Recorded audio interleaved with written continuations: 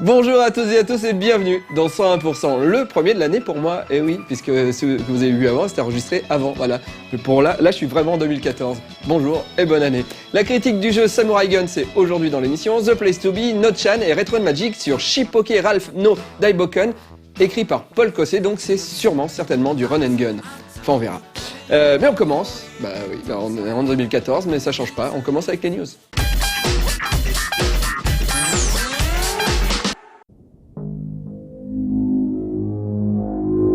Cela fait maintenant 3 ans que le projet RenWorld est en développement. Ses deux créateurs, Yor Jacobson et James Pymett, ont décidé de finaliser leur jeu en passant par la case Kickstarter, où ils tentent de lever 25 000 $ afin d'améliorer l'expérience de jeu dans son ensemble.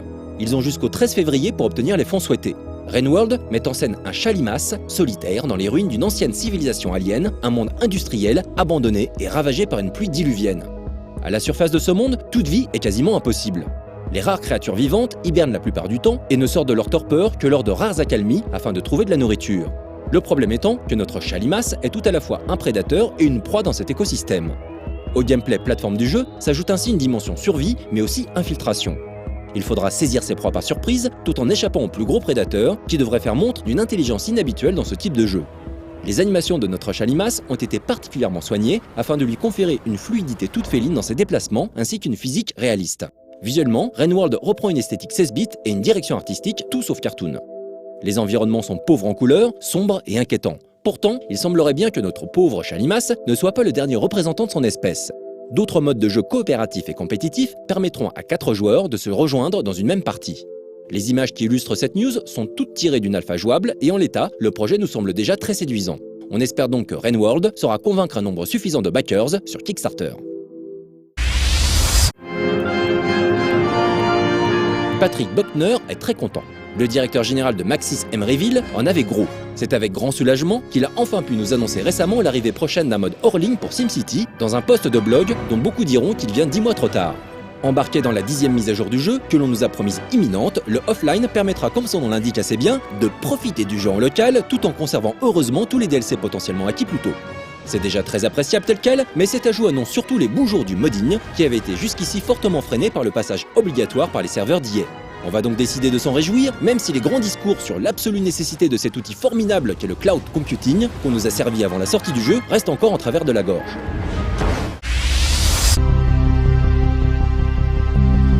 En partant certainement du constat que le voxel n'a jamais été aussi hype que depuis la sortie d'un certain Minecraft, le nouveau studio français Cubicle Drift décide d'apporter son cube à l'édifice avec Planet Cube. Il y sera question d'explorer librement une multitude de planètes cubiques réparties dans une multitude de systèmes solaires cubiques et peuplées par une multitude d'habitants pas vraiment cubiques. Pour ce faire, on sera amené à récolter des matériaux cubiques pour les transformer en véhicules cubiques, en habitations cubiques ou en armes cubiques. Et puisqu'il faut bien se démarquer quelque part, tant la comparaison avec Minecraft paraît évidente, Planet Cube se propose d'apporter une grosse touche de RPG à sa recette. Une touche qui devrait impliquer une vraie mise en place d'histoire et d'univers, des combats plus profonds et un bon paquet de quêtes annexes. Dans l'espoir de sortir le jeu en été 2015, Cubicle Drift devrait se lancer dans une campagne de financement participatif d'ici quelques semaines.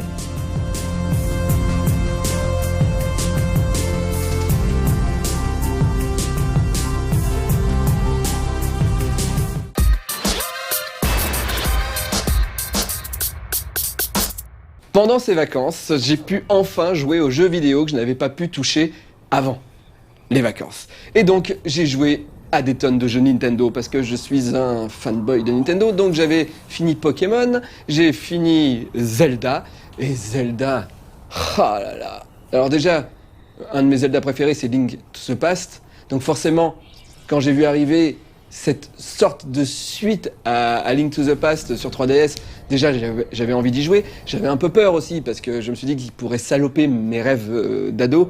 Et ce jeu est tellement bien. Zelda Between Worlds, je crois, c'est ça. Qu'est-ce qu'il est bien. Les idées sont fabuleuses. Le jeu, on l'enchaîne, on n'a plus envie de s'arrêter. Les palais, on les enchaîne. Alors malheureusement, on les enchaîne trop facilement puisque le jeu est trop simple. Et au bout de 10 heures de jeu, on a tout fini, même les quêtes à côté, même la recherche des petits poulpes, etc. Et moi, je l'ai terminé, le jeu. Là, ça fait 15 jours que j'ai terminé, voire même 3 semaines. Et je continue à mettre le jeu et à y jouer.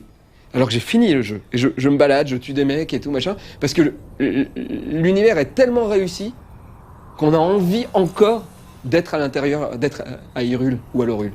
Voilà. Bon, bref, si vous n'y avez pas joué et que vous vous êtes dit oh, non, hein, ça va être moins bien que Link to the Past, faites-le parce que c'est vraiment un très très bon Zelda, quoi.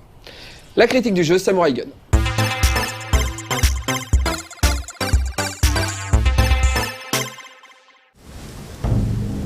Depuis notre vieux continent, on a souvent une vision biaisée de ce que a pu être le fameux honneur du samouraï. Il est ainsi courant d'assimiler cet honneur à une sorte de fair play martial, qui impliquerait par exemple de ne jamais frapper dans le dos, ou d'accorder automatiquement le salut à un adversaire désarmé. Selon les mêmes principes, l'idée que l'authentique Bushin aurait su tolérer l'utilisation d'une arme à feu tient encore une place de choix dans l'imaginaire collectif. C'est ce qu'essaye par exemple de nous vendre un film comme Le Dernier Samouraï, qui nous présente le plus sérieusement du monde un Tom Cruise prêt à se battre uniquement au katana pour restaurer l'honneur du guerrier nippon d'antan aux côtés du clan Tatsuma. S'il est vrai que la noblesse guerrière japonaise féodale suivait au quotidien des règles très strictes, stipulant effectivement qu'il était souvent préférable de se donner la mort plutôt que de vivre déshonoré, le champ de bataille dictait ses propres commandements. Le champ de bataille, c'est le champ de bataille. C'est l'endroit où l'on est amené à tuer, mais aussi à mourir. La différence entre les deux pouvant souvent se tenir à très peu de choses.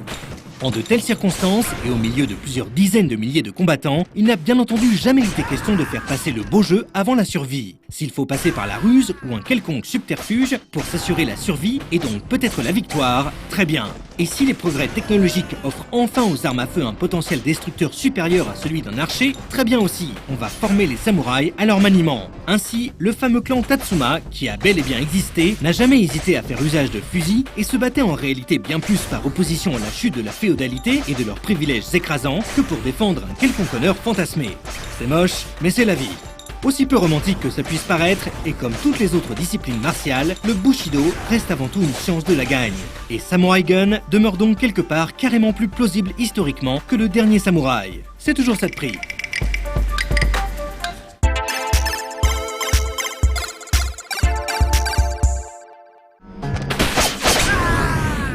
Il y a comme une sorte d'attirance chimique entre le hip-hop occidental et l'imagerie populaire plus ou moins mystique des arts martiaux asiatiques. C'est comme ça, on n'y peut rien. Le fait est que ça fonctionne, notamment quand ça donne des choses comme le Wu-Tang Clan ou l'école du micro d'argent. Cette bonne entente doit pouvoir s'expliquer de tout un tas de manières différentes, mais on gagnerait sûrement en pertinence en restant le plus simple possible. Un type tout de soi vêtu qui détruit des hordes d'ennemis à main nue en criant, ou une jeune femme capable de trancher tout ce qui bouge en un mouvement de katana, c'est cool. Le hip-hop, c'est cool. L'alliance des deux ne peut donc qu'être encore plus cool. Et des réalisateurs comme Quentin Tarantino ou Jim Jarmusch l'ont bien compris. C'est certainement le même genre de raisonnement créatif qui a donné naissance à Samurai Gun. D'un côté, on a Beau Bliss, alias Technopence, un jeune développeur indépendant très versé dans l'action nerveuse et le pixel art, qui avait déjà eu l'occasion de nous ravir avec Zero Space et dont les précédents travaux gagnent d'ailleurs à être découverts gratuitement sur son site personnel. Et de l'autre, sévit Adam Drucker, alias DOS1, porte-étendard parmi d'autres du hip-hop indépendant américain et cofondateur du très culte label Anticon. On a pu l'entendre sur un nombre assez impressionnant de projets, aussi respectables et variés que Cloud Dead, Deep Puddle Dynamics, 13 and God, Subtle ou encore Peeping Tom. Ici, DOS1 se charge bien évidemment de la bande originale, dont l'impact sur le tout que forme Samurai Gun est extrêmement important. On ne parle pas ici d'une de ces très nombreuses OST potentiellement excellentes qui collent très bien au jeu qu'elles habillent, mais bel et bien d'un son qui contribue réellement à fabriquer un titre et une expérience pour le joueur. Et quand la fine fleur du hip-hop indé rencontre la nouvelle garde du jeu vidéo indé, ça donne peut-être l'expérience la plus indé du monde. Ce qui en l'occurrence implique de très belles choses et d'autres un peu moins belles.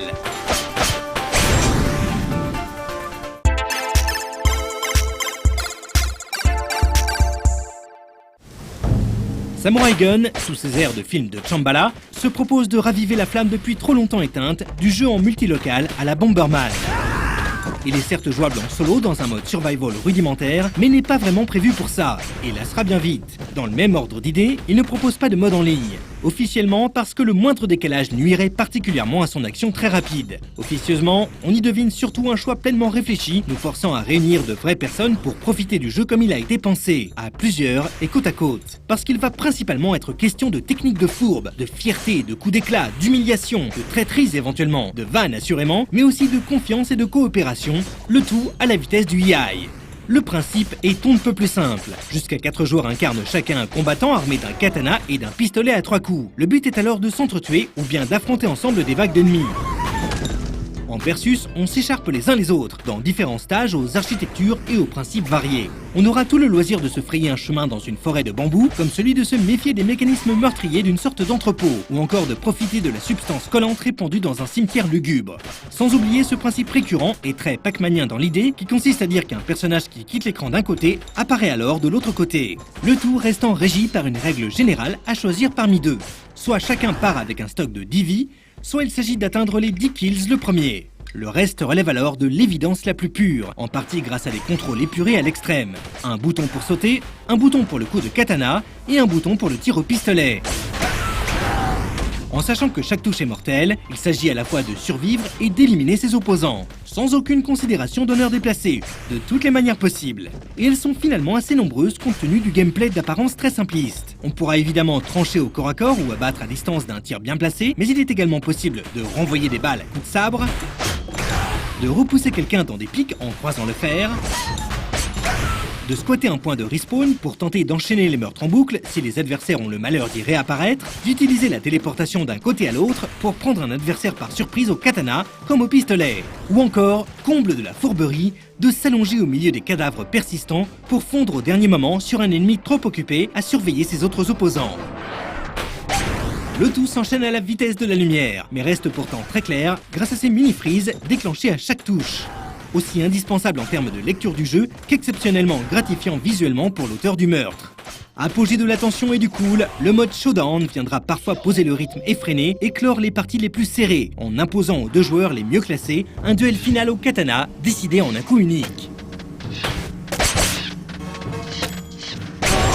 Pas de duel en mode survival, mais de la coopération on ne peut plus tendue en revanche, puisqu'il est ici question d'affronter ensemble des vagues d'ennemis ninja de plus en plus importantes au fur et à mesure des niveaux passés. On n'essaye plus alors d'éliminer les autres joueurs, mais on applaudit au contraire leurs actes de bravoure quand ils déciment à eux seuls une vague d'opposants, alors que l'on a perdu toutes nos vies depuis longtemps. On tire une fierté démesurée à les sauver d'une balle perdue ou d'une attaque dans le dos, et on s'en veut terriblement lorsqu'on les découpe ou les transperce par erreur. Le tout, encore une fois, à 1000 km/h. Et si ça suffit déjà à faire de Samurai Gun un pinacle incontestable de fun, ce sont les décors de Beau Bliss et la musique de DOS1 qui lui donnent 90% de son énorme capital cool. Ça et des tonnes de petits détails comme le sound design, ces douilles qui tombent, rebondissant et restant présentes sur les stages après chaque tir, ces bambous qui poussent petit à petit s'ils ne sont pas coupés, ou encore le fait qu'un passage à l'eau rende inutilisable le pistolet jusqu'au prochain respawn. L'assemblage de tous ces éléments fait de Samurai Gun un jeu sur lequel il est absolument inenvisageable de ne pas s'amuser, et lui confère une durée de vie potentiellement infinie, ainsi qu'un cachet unique et diablement sexy.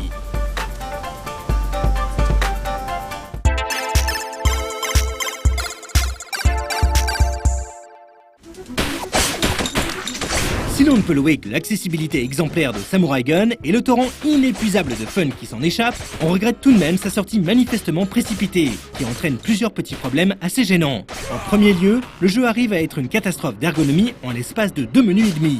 La configuration des contrôleurs peut s'avérer complètement anti-intuitive, il est impossible d'enchaîner automatiquement plusieurs niveaux à la suite, la gestion des équipes est complètement cryptique et de manière plus générale, on a l'impression assez désagréable que le jeu nous balance son contenu en pleine tronche sans aucune explication. Dans le même ordre d'idées, on aurait par exemple vraiment apprécié un mode showdown dédié, tant il paraît évident sur le papier, ou plus éventuellement, la possibilité de désactiver le tir ami. Couplé à un prix assez élevé et quelques bugs de ci de là, ces défauts assez marqués ne suffisent pourtant pas à ternir le jeu. Car au-delà de tout ça, Samurai Gun reste invariablement cet objet un peu fou, pris en main en 5 secondes chrono, compris en 10, apprécié en 15 et potentiellement joué pendant un nombre d'heures incalculable. Des correctifs, d'ores et déjà annoncés par son auteur, ne seront alors que des bonus qui rendront le jeu plus agréable à naviguer, afin qu'il soit, on l'espère très fort, fin prêt pour sa sortie prochaine sur PlayStation 4, qui promet beaucoup.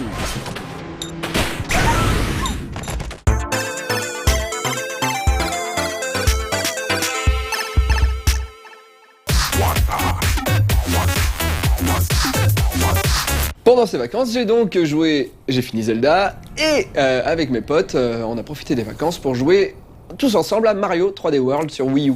Alors, j'avais pas hyper envie d'y jouer à ce jeu parce que je l'avais testé 30 secondes et je me suis dit il est trop facile.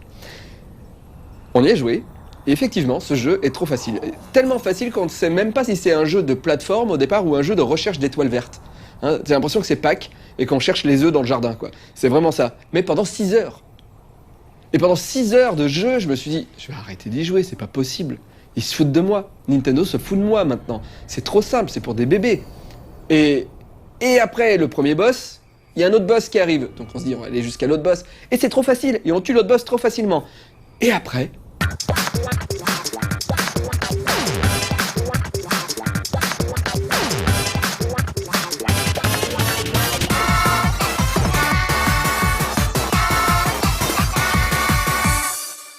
Salut, ça va? Bienvenue dans The Place to Be. T'es jeune, t'as la patate, mais tu fais partie de ceux qui ont récemment manifesté à l'encontre de l'IVG, tout ça. Bah au bout d'un moment, qu'est-ce que tu veux que je te dise? Et alors pendant que tu prépares tes tristes banderoles et que t'oublies pas de te mettre quelques gifs dans le process, moi je vais filer aux autres les endroits où être dans les jours à venir. Du 20 au 25 janvier, c'est-à-dire que ça a déjà commencé en fait, t'as la Paris Lamen Week. Ça se passe à Paris, et là je t'entends me dire « no shit ». Et c'est une occasion supplémentaire de faire plaisir à tes papis, puisque l'event t'invite à déguster des ramen préparés par de grands chefs japonais. Du kiff en perspective. En revanche, j'imagine que les ramen ne seront pas estampillés The Place to Be Free, parce que c'est pas la Paris Crevard Ramen Week non plus. Je te parle maintenant de la deuxième édition de la Gamers Gathering qui se déroulera les 24 et 25 janvier à Dijon. C'est préparé par l'association Players Associés Dijonnais, ou PAD, et ça t'invite à participer à du tournoi dans tous les sens à base de League of Legends, de FIFA, de Street Fighter et de Smash Bros. Et ça te laissera te détendre sur des consoles current-gen et rétro. Alors c'est à Dijon certes, mais c'est surtout l'occasion pour toi de t'illustrer en ce début d'année 2014. Voilà, c'est tout pour ce numéro. Comme d'hab, tu te manifestes sur le forum de la chaîne ou directement auprès de moi si tu veux que je parle d'une initiative à la télé. Et toi et moi, on se retrouve la semaine prochaine, quoi qu'il arrive. Keep up the good work.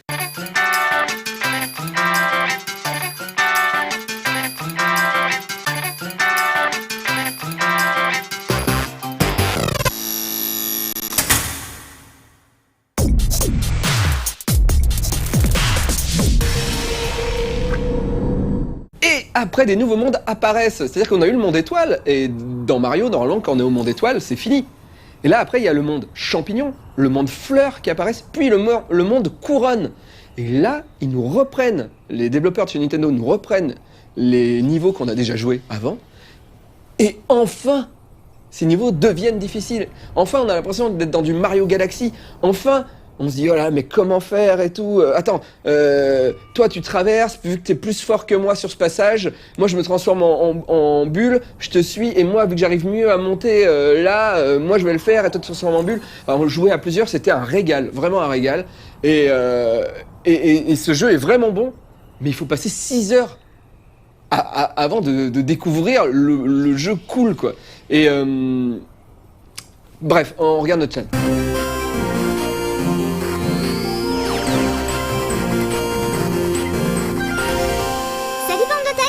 Chan, qu'est-ce que vous avez pris comme bonne résolution pour 2014? Pour ma part, être moins dans les préjugés et aussi, je voudrais réaliser un de mes rêves, avoir les cheveux longs comme une vraie fille. Enfin, je me comprends, hein, loin de moi l'idée de vouloir reproduire des schémas sexistes. Si Drogo de Game of Thrones veut se tresser les cheveux, moi, je suis pour, hein. Et en même temps, ce serait du boulot à entretenir, hein. C'est pour ça c'est pratique les cheveux courts. Mais c'est vrai que j'adorerais me coiffer comme Sansa, en tresse à la française ou comme Daenerys en tresse à la hollandaise. D'ailleurs, c'est quoi cette manie de donner des noms de nationalités aux coiffures, franchement? En japonais, c'est plus explicite. Mitsu, c'est 3. Ami, c'est tressé. Mitsuami, c'est donc une tresse simple avec 3 brins de cheveux. Si on plaque la tresse sur le crâne, en intégrant des cheveux supplémentaires dans la natte à chaque mouvement, on dit amikomi, une tresse incluse. Pas besoin de savoir si la tresse est française, hollandaise, africaine ou indienne. Ah, comment je connais les noms des tresses en japonais? J'ai demandé à Nochan en fait. À force de regarder des émissions d'idoles où elles expliquent comment elles se coiffent, il a appris du vocabulaire. Le plus marrant, c'est que ce sont les Anglais qui ont baptisé la tresse française French Braid. Tout comme les frites, pour nous spécialité belge par excellence, mais dénommée French Fries un peu partout ailleurs. Ne parlons pas du French Kiss ou de la French Touch. Dans un pays si fier de sa langue en cherchant à tout prix à préserver la francophonie pour désigner parfois la spécificité française, on est obligé de recourir à l'anglais. Paradoxal, non? Je crois que je vous ai un peu saoulé avec mes considérations, surtout les mecs, avec mes histoires de tresses. Oh, voilà que je retombe dans les préjugés, excusez-moi, hein, c'est vrai. Pourquoi, messieurs, vous ne pourriez pas vous intéresser à la coiffure? Bon, s'il faut rester dans les stéréotypes. D'accord, parlons de trucs de mecs. Les maîtres de l'univers. Ah, c'est vrai, après il y a eu She-Ra et tout. Outre ces considérations, figurez-vous que des fans développent un jeu de combat dans l'esprit du dessin animé des années 80. Et même, à mon avis, beaucoup mieux animé que la série originale. Cela fait un moment qu'on n'avait pas vu la sorcière, Orko ou le maître d'armes bouger aussi bien. Sans oublier évidemment Musclor et... Krinkar, son chat de combat. J'adore les chats. Vous avez vu cette superbe armure en cuir pour votre félin préféré? Bon, 375$ environ, mais quelle classe! Si vous préférez les chiens, moins onéreux, cette housse de smartphone à l'effigie de Gatsu, la mascotte de Kill la Kill. Notez bien le détail derrière, un petit bout de poulet frit bien accroché dans le dos pour les petites fins. Moi je suis certaine que c'est Imaishi lui-même qui double ce perso. Ça cache quelque chose le fait qu'il ne mette jamais le nom du comédien au générique. Et si vous êtes plutôt du genre Space Dandy, vous serez peut-être content d'apprendre que certains n'ont pas tardé à déchiffrer l'alphabet étrange de la nouvelle série de Watanabe Shinichiro. Fait amusant, pour l'instant, il manque la lettre Q. Un comble pour le héros de la série, pourtant amateur de calipige. Bon, j'ai parlé de chat, j'ai parlé de chien, des séries à la mode, même parlé de cul. Je pense que tout le monde devrait être satisfait pour cette semaine, non? De mon côté, pour mes résolutions de nouvelle année, si c'est pas gagné pour les préjugés, je désespère pas pour les jolis cheveux. Allez, à la prochaine bande d'attaque!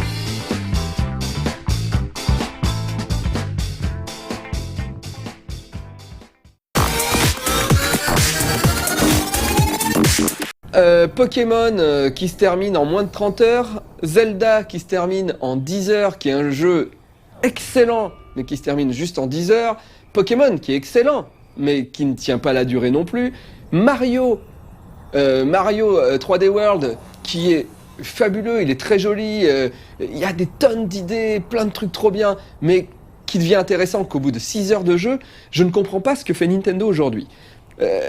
Beaucoup vont dire que c'est pour les enfants, mais non, je ne pense pas que ça soit maintenant qu'ils fassent des jeux pour les enfants, parce que Nintendo a toujours fait des jeux pour les gamers, et même quand on était enfant, finir le premier Mario, ou Mario 3, c'était quand même compliqué, c'était très dur de finir ces jeux, mais on était des enfants, et on s'y mettait, et on y jouait, et on y arrivait. Moi je pense que le problème aujourd'hui, c'est que Nintendo s'adresse aux parents. Je pense qu'ils veulent vraiment que les parents jouent avec les enfants ou vendre aux parents. Ils ont réussi à vendre des 3DS aux mamans, etc., qui jouent à Mario avec leur fils. Et j'ai l'impression que les jeux sont... La qualité a baissé, en tout cas, pas la qualité, mais en tout cas la difficulté a baissé pour les adultes. Vous voyez, entre guillemets. Et le Mario et Luigi qui avait le jeu de... le RPG, ça... Le jeu blablate tellement, nous explique tellement tout ce qu'on doit faire, même appuyer sur le bouton, que c'est vraiment nous prendre pour des imbéciles. Et je ne comprends pas pourquoi Nintendo ne part pas du principe aujourd'hui de nous proposer, dès le départ, 2 difficultés de jeu. Genre le jeu pour les gamers et le jeu pour les mamans. Voilà. Et là, on pourrait aller directement au niveau champignon dans Mario 3D World. Ça me ferait très plaisir. Donc voilà, si vous avez... dites-moi ce que vous en pensez sur les forums, parce que j'aimerais bien savoir où va Nintendo avec ça, parce que je reste fan de Nintendo.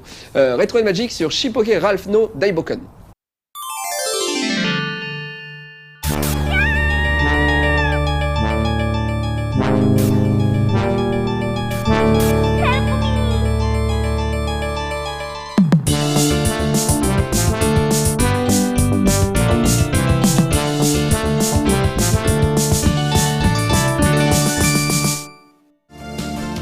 Les années passent et jouer en 2014 à un jeu de plateforme 2D n'a rien de surprenant.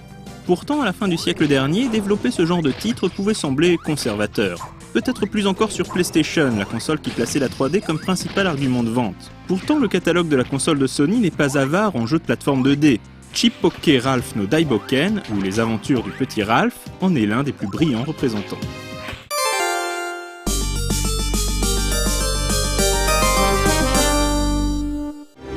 L'intrigue de Ralph no Daiboken ne brille pas par son originalité et se range dans la tradition des jeux de rôle et d'aventures à l'ancienne, avec son lot de méchants mal intentionnés, d'épées légendaires et de princesses enlevées. Pour faire court, la Terre se fait agresser par une horde de démons. Ralph, notre héros, tente de s'opposer aux forces du malin, mais un sort le ramène à l'âge de marmot. C'est pourtant à l'état de bambin qu'il s'en va glaive au poing, déterminé à sauver le monde et arracher la belle des griffes du seigneur Valgo. Quand on est l'élu, on n'a pas tellement le choix. Ralph est passé inaperçu en Europe pour la bonne raison qu'il n'a pas été distribué hors du Japon. Édité en peu d'exemplaires à une période où la plateforme 2D n'était qu'un vague souvenir, le titre de New Corporation a acquis sa renommée au cours des années 2000 avec l'explosion du rétro gaming.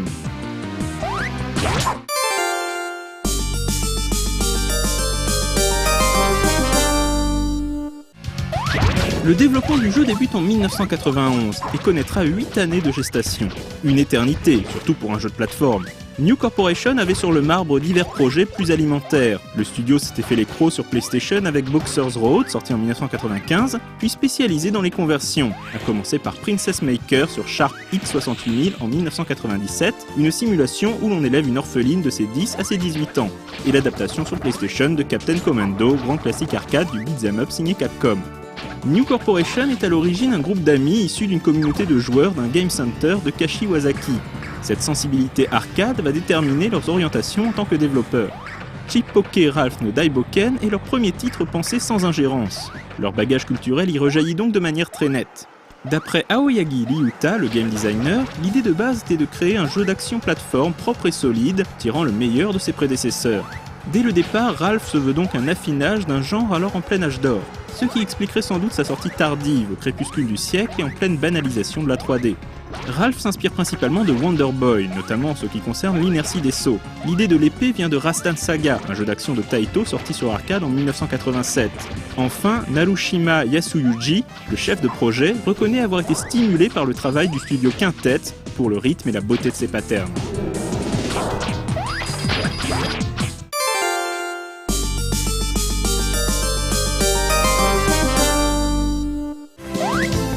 Ralph, l'accent est mis sur la simplicité. Notre avatar saute et court à travers 8 mondes divisés en 2 niveaux chronométrés. Ralph donne des coups d'épée dans toutes les directions et peut s'en servir en attaque piquée. Son épée peut aussi servir de batte et renvoyer des projectiles. Quelques objets disséminés dans les niveaux augmentent les capacités offensives et défensives du personnage. Il existe aussi des animaux qui, à l'instar de Metal Slug ou des modules dans les shoot'em up, agissent comme armes d'appoint. Contrairement au bouton de vitesse cher à Mario, il n'y a ici aucune modulation dans la vitesse du personnage. Ralph ne marche pas, il galope. Cette absence de nuance dans la vitesse est un choix de gameplay ici justifié par l'urgence de la mission et par l'approche des niveaux. La vitesse de Ralph peut prendre de court le joueur trop gourmand et va le punir. Il risque de manquer des passages secrets alors impossibles à rejoindre, et doit faire l'effort d'assimiler l'architecture générale du jeu. Ce sens de l'observation lui permet ainsi de baliser les niveaux avant de les reparcourir. Car les niveaux de Ralph sont d'une grande richesse et développent un certain plaisir d'exploration, renouant finalement avec l'ambition initiale de Miyamoto Shigeru lorsqu'il créa Mario. Retrouver l'enthousiasme de l'enfant à errer, à dépister, à gambader, aussi bien physiquement que mentalement. Bref, à courir dans tous les sens à l'assaut de nouvelles aventures imaginaires, de grottes labyrinthiques et de civilisations perdues. Ralph développe cette échappée-là mi-rêvée, mi-réelle. Rêvé pour ses environnements jubilatoires où sont mêlés le victorien, la révolution industrielle, les mines perdues, les déserts, les cimes enneigées et les forêts enchantées. Réel car la difficulté est au rendez-vous. S'il est loin d'être insurmontable, l'apprentissage se fait ici par l'échec, sans jamais frustrer le joueur qui apprend un peu plus de ses revers et parcourt toujours autrement les mêmes niveaux. Le plaisir vient donc en partie des performances du joueur. Plus il joue à Ralph no Daiboken, plus le jeu devient amusant. New Corporation tire sans cesse le joueur vers le haut et l'incite à revenir, car outre les différents embranchements qui parsèment le jeu, Ralph peut aussi récupérer des fruits. Attention, le principe ici n'est pas celui des pièces bien cachées. Le premier fruit apparaît, puis un second, et un troisième, et ainsi de suite. Tous sont accessibles, mais ne restent à l'écran qu'un petit laps de temps. Le but est de les récupérer jusqu'au dernier, en suivant un parcours imposé. Un jeu dans le jeu, en somme.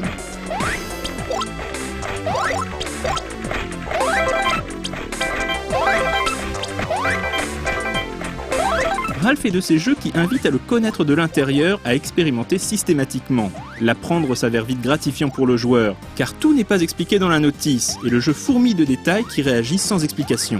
Un coffre à mystère en quelque sorte. En effet, Ralph no Daiboken propose bien d'autres exercices que de ramener son avatar du point A au point B. Il est question ici de flânerie, de retour, de détour, de course, d'attente. Les développeurs s'amusent même à intégrer des phases de jeu inattendues et fort bien retranscrites, comme ces duels à la Street Fighter très intéressants à jouer. En terminant le jeu, on débloque même un mode versus jouable à 2. Cette variété des séquences de jeu, combinée aux passages secrets à découvrir, incite donc à fouler plusieurs fois Ralph no Daiboken. Ce qui tombe bien puisque New Corporation récompense le joueur de stages nouveaux selon la difficulté et de bonus. Ce qui réjouit le joueur, c'est aussi cet amour du détail. Le monde de Ralph prend vie par petites touches éparses. Les oiseaux s'envolent, les pierres s'effritent et la chevelure de Ralph ondule au vent. Ces détails inutiles charpentent le jeu et lui offrent un cachet qu'il distingue, à l'instar d'un Keiyo Yugekitai ou d'un Goemon. New Corporation fignole Ralph no Daiboken à tous les plans. La palette de couleurs est riche et les paysages sonores sont traités avec le même souci de rigueur que les environnements. Chaque lieu possède ainsi une identité très marquée. Les détails graphiques croisent alors les détails physiques. Ralph no Daiboken est bien un jeu de plateforme qui encourage la notion d'observation.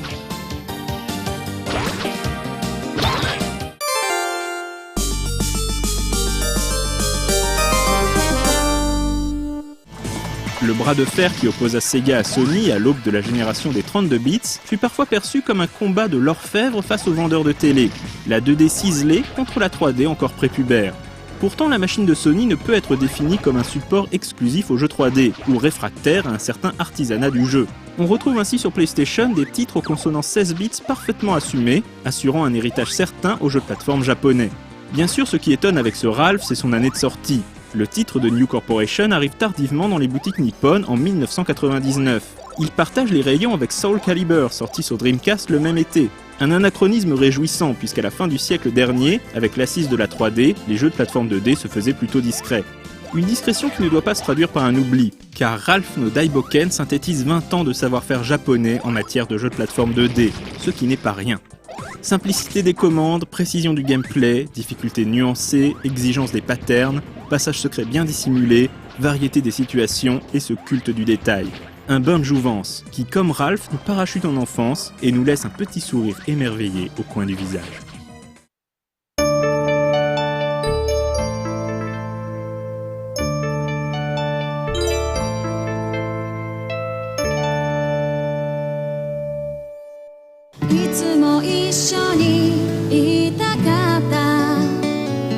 Voilà, ce 101% est terminé. Je vous dis ciao, au revoir. Et puis moi, c'est dans jeudi. Je vous dis à jeudi. Ciao. 季節はまた変わるのに心だけ立ち止まったまま